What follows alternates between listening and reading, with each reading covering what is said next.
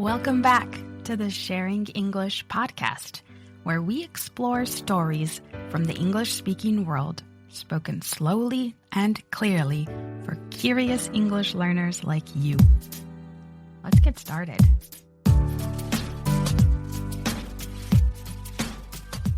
Hi everyone, it's your host Freya. In today's episode, we'll learn about one of the most respected and inspiring leaders of the 20th century, Nelson Mandela. Before I start, I would like to add a disclaimer that I attempt to pronounce some important names and words correctly, but my attempts do end up very Anglified and might not be very accurate or good. I tried my best. So, July 18 was declared by the United Nations to be Nelson Mandela International Day. Who is Nelson Mandela and why do we honor him? Mandela is remembered around the world for his long struggle against apartheid in South Africa, for spending 27 years in prison, and for becoming the first Black president of his country. But there is much more to his story. Let's take a closer look at his life, the system he fought against, and the legacy he left behind. Nelson Mandela was born on July 18, 1918, in a small village in South Africa called Mvetso. His full name was Nelson Rolihlahla Mandela. Rolihlahla means pulling the branch of a tree, but it can also mean troublemaker. He came from the Thembu royal family and was raised in the Xhosa culture. When he started school, his teacher gave him the name Nelson, which was common at that time under British influence. Mandela grew up during a time of deep racial separation. Black South Africans had very few rights. They were often poor and had little access to good education or health care. As a young man, Mandela studied law and became involved in politics, hoping to bring change to his country. To understand Mandela, we need to understand apartheid. Apartheid was a system of laws in South Africa that officially started in 1948. Under apartheid, people were separated by race.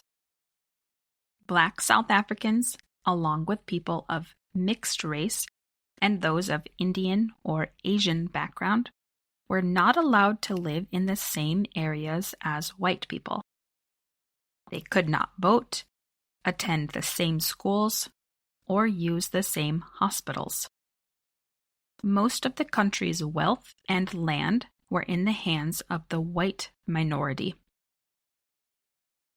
Mandela joined the African National Congress, or ANC, a political group that wanted to end apartheid. At first, the ANC used peaceful protests.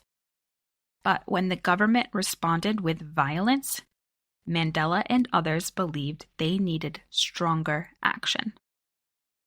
In 1961, he helped create a secret group within the ANC that used sabotage against government buildings and infrastructure. He was arrested and put on trial. In 1964, during the famous Rivonia trial, Mandela and others were sentenced to life in prison. At the trial, Mandela gave a powerful speech.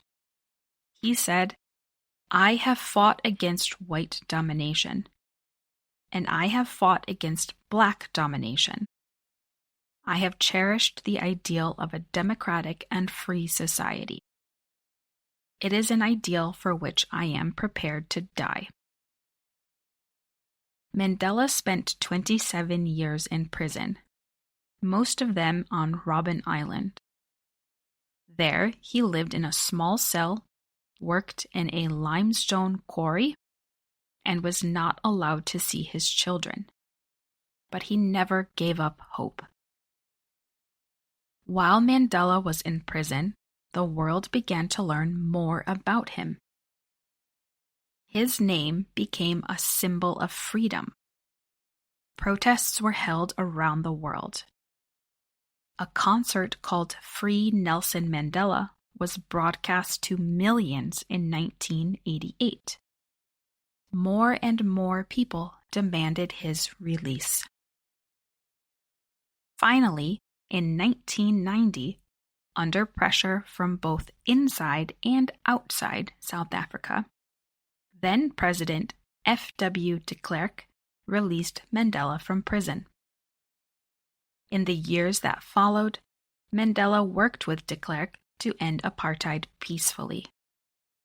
They helped write a new constitution and hold free elections. In 1994, South Africa held its first election where all people could vote. Nelson Mandela became the country's first Black president. And in 1993, Mandela and de Klerk were awarded the Nobel Peace Prize for their work to end apartheid. Mandela was known not only for fighting injustice, but also for his message of forgiveness and unity.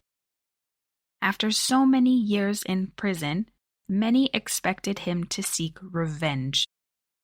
Instead, he encouraged South Africans to come together. One of his most important actions as president was creating the Truth and Reconciliation Commission. This group listened to stories from both victims and abusers of the apartheid system. The goal was to help the country heal by telling the truth and offering forgiveness. Mandela served only one term as president. After that, he continued to speak around the world about peace, justice, and human rights. He became a global symbol of hope and courage. Interestingly, Mandela was on the U.S. terror watch list until 2008. Because the ANC had once used violence to fight apartheid, some governments labeled it as a terrorist group during the Cold War. This shows how complicated the world's politics can be and how views can change over time. South Africa itself changed its laws drastically after apartheid. People of all races were given equal rights. Mandela helped to start this change, but it was also continued by many others after him. Today, Mandela's birthday, July 18, is celebrated as Nelson Mandela International Day. The United Nations encourages people to give 67 minutes of service to others, 1 minute for each year Mandela spent in public service. Mandela's story reminds us that peaceful change is possible, even in the most difficult situations. His life inspires people all over the world to stand up for justice, equality, and kindness. Mandela's impact also influenced leaders and activists in other English-speaking countries.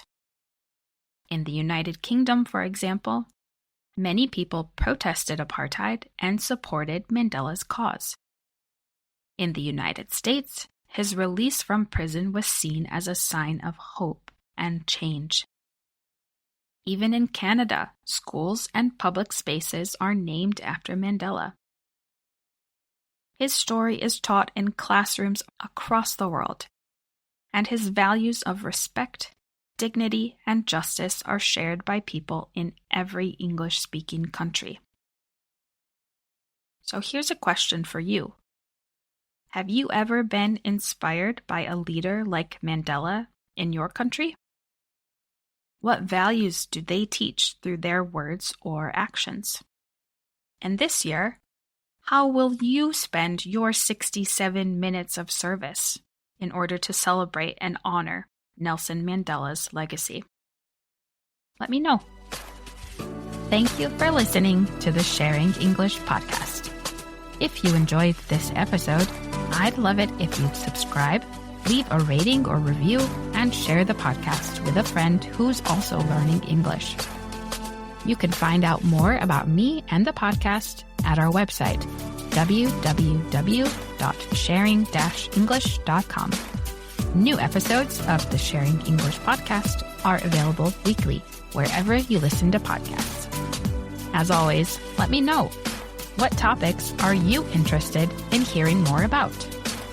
Until next time, keep listening, keep learning, and keep sharing English.